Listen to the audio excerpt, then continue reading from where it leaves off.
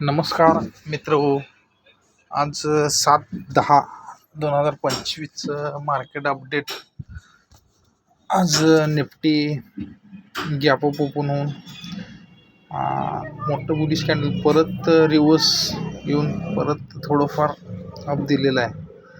आज हँगिंग मान टाईपचं कंट्रोल देऊन 30 पॉईंटनं मूव्ह केलेलं आहे. तसंच बँक निफ्टीसुद्धा आज गॅप अप ओपन होऊन वर जाऊन परत रिव्हर्स खाली येऊन